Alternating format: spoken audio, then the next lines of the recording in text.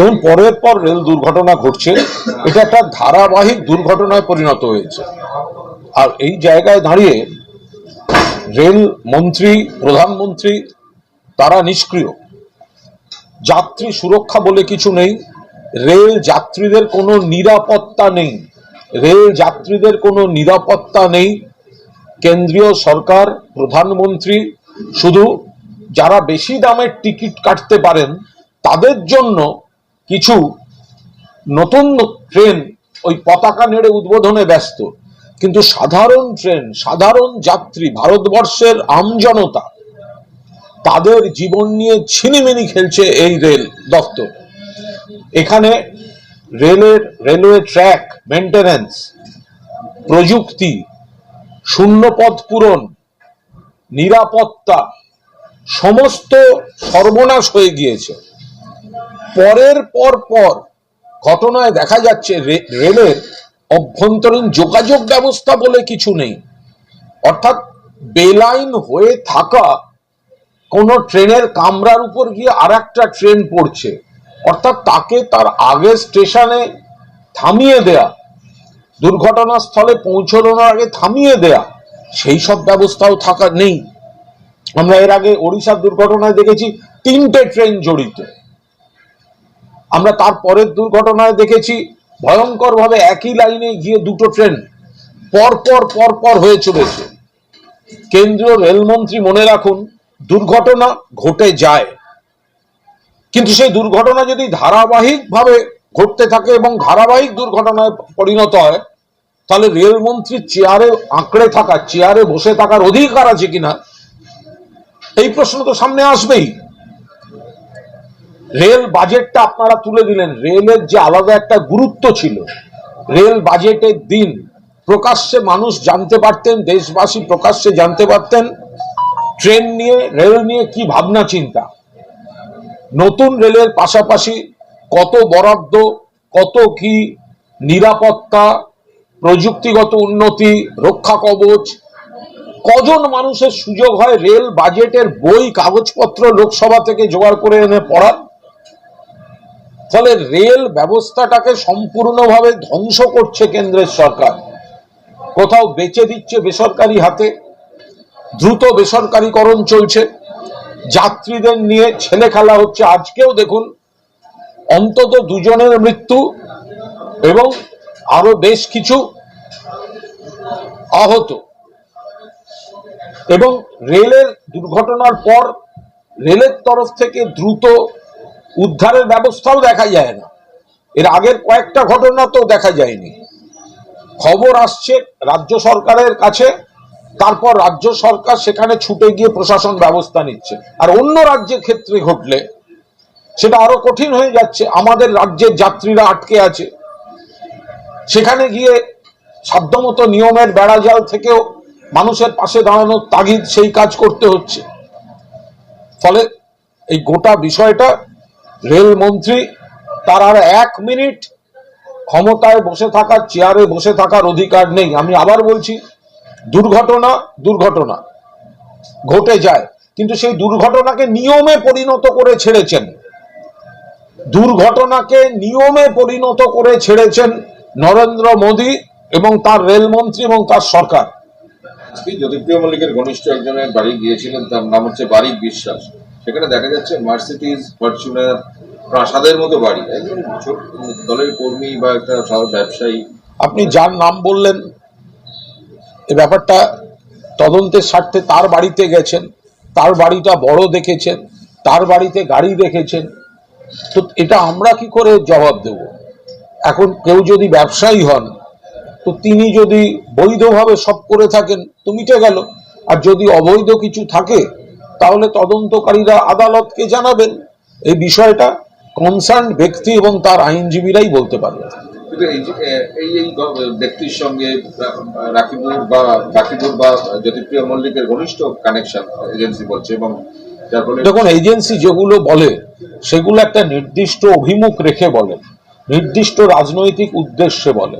ফলে এজেন্সি বলা মানেই সেটা ধ্রুব সত্য, এটা ভাবার কোনো কারণ নেই। আজকে দিল্লিতে অধীর চৌধুরী প্রেস মিট করেছেন, সেখানে বলছেন যে যতদিন বাঁচবো কংগ্রেস কর্মীদের জন্য লড়াই করবো তৃণমূল যতই বলুক বা ভাবুক যে অধীর চৌধুরী কংগ্রেস থেকে বের করে দিয়েছে, অধীর চৌধুরী ব্যক্তিগত পরিষেবা দিতে।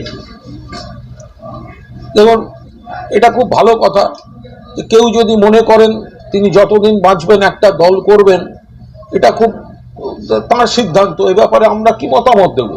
কিন্তু তিনি যদি চোখের সামনে দেখতে পান বা যতদিন বাঁচবেন যদি দেখতে পান যে তার দল তাদের নেতৃত্বে ক্রমশ মোটামুটি একটা সম্মানজনক অতীতের জায়গা থেকে কমতে কমতে কমতে কমতে কমতে কমতে কমতে এসে বিধানসভায় 0, লোকসভায় 1 এবং তিনি নিজে তৃতীয় হয়েছেন তার নিজের নির্বাচনী কেন্দ্রে, তাহলে তো বুঝতে হবে তাদের রাজনৈতিক লাইন বা রাজনৈতিক দৃষ্টিভঙ্গি, রাজনৈতিক অভিমুখ, তাতে এমন গন্ডগোল হচ্ছে যে বাংলার মানুষ তাদের সমর্থন করছেন না।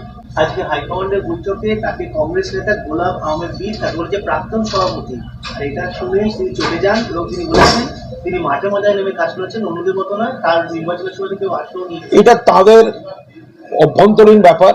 আমরা দেখেছি অধীর রঞ্জন চৌধুরীর নেতৃত্বে প্রদেশ কংগ্রেস সিপিএম এর সঙ্গে হাত মেলানোর পরেও এবং বিজেপিকে যাবতীয় অক্সিজেন দেওয়ার চেষ্টা করার পরেও বিধানসভায় 0 হয়েছে, লোকসভায় 1 হয়েছে, অধীরবাবু নিজে তৃতীয় হয়েছেন, হেরে গিয়েছেন।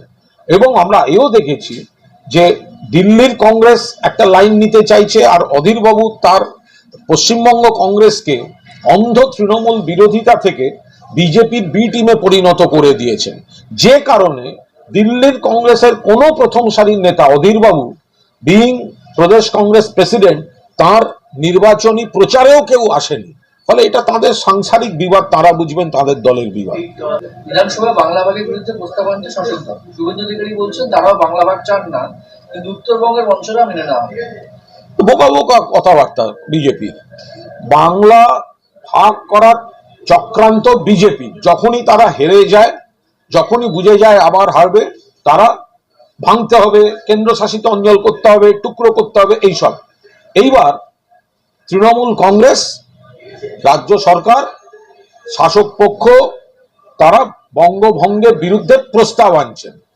তাহলে এবার এই বিজেপির নানা মুখে নানা কথা না বলে, আর বিজেপির অন্তরাত্মা চাইছে বঙ্গভঙ্গ, আর নানা মুখে নানা কথা বলে মানুষকে বিভ্রান্ত না করে আসুন প্রস্তাবে ভোট দিন। প্রস্তাবের সমর্থনে, বঙ্গভঙ্গ চাই না, বঙ্গভঙ্গ চাই না, এই প্রস্তাবের সমর্থনে ভোট দিন। যদি সত্যি আপনারা বঙ্গভঙ্গের বিরোধী হন, তাহলে আসুন বঙ্গভঙ্গের বিরুদ্ধে যে প্রস্তাব আসছে বিধানসভায় সমর্থন করুন। ধরা পড়ে যাবে সেদিনকে, সেদিন বোঝা যাবে কাদের মনে এক মুখে এক। আর এইসব কথা জাগলারি উত্তরবঙ্গ কেন, বাংলার প্রতিটি প্রান্তের উন্নয়ন ভারসাম্যমূলকভাবে মমতা বন্দ্যোপাধ্যায় করছেন এবং সেই কারণেই কোচবিহারেও তৃণমূল কংগ্রেসের প্রার্থী এবার জয়ী হয়েছেন লোকসভায়। বিজেপির সাংসদ, বিজেপির স্বরাষ্ট্র দপ্তরের রাষ্ট্রমন্ত্রী নিশীথ প্রামাণিক কোচবিহারে হেরেছে। একের পর এক লোকসভা নির্বাচন এবং বিধানসভার উপনির্বাচনে উত্তরবঙ্গে তো ভালো রেজাল্ট করেছে তৃণমূল। ফলে কথা জাগলারি দিয়ে পালিয়ে যাওয়ার চেষ্টা করবেন না।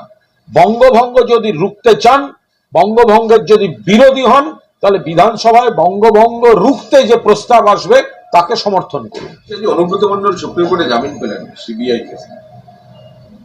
দেখুন, জামিন পেয়েছেন অনুব্রত মণ্ডল, এবং আমরা যেটা বারবার বলে আসছি যে অকারণে দীর্ঘদিন আটকে রাখা হচ্ছে, তদন্তের নতুন কোনো অগ্রগতি নেই, শুধুমাত্র বিজেপির রাজনৈতিক চাপের কাছে আটকে রাখা হচ্ছে।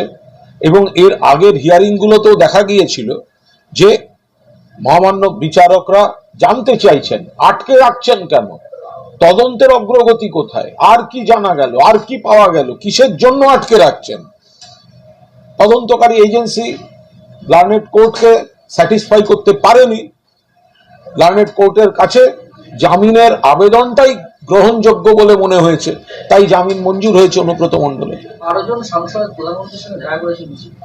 শান্তনু ঠাকুর তিনি বলছেন যে প্রধানমন্ত্রীকে দুর্গাপুজোতে আমন্ত্রণ জানানো হয়েছে, অথচ সুকান্ত মজুমদার বলছেন না, এরকম কোনো আমন্ত্রণ জানানো হয়নি। আবার প্রকাশ্যে মন্ত্রীদের, বিজেপি মন্ত্রী জায়গায় এর আগের দিন দেখা গেল শুভেন্দু অধিকারীর সঙ্গে দ্বিমত। আজও কথা, ওনারা দেখা করেছেন ওনাদের প্রধানমন্ত্রীর সঙ্গে, বঙ্গ বিজেপির সাংসদরা, একজন বলছেন দুর্গাপূজায় আমন্ত্রণ করেছি, অন্যজন বলছেন এই ধরনের কোনো আলোচনা হয়নি। তো হাস্যকর কথাবার্তা।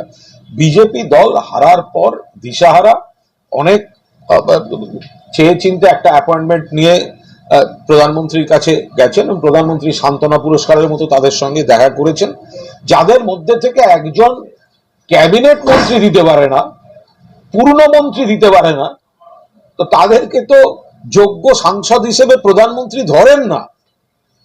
যারা বঙ্গ বিজেপির সাংসদরা দেখা করলেন তাদের মধ্যে একজনকেও কেন্দ্রে পূর্ণমন্ত্রী হওয়ার যোগ্য বলে মনে করেন না নরেন্দ্র মোদী।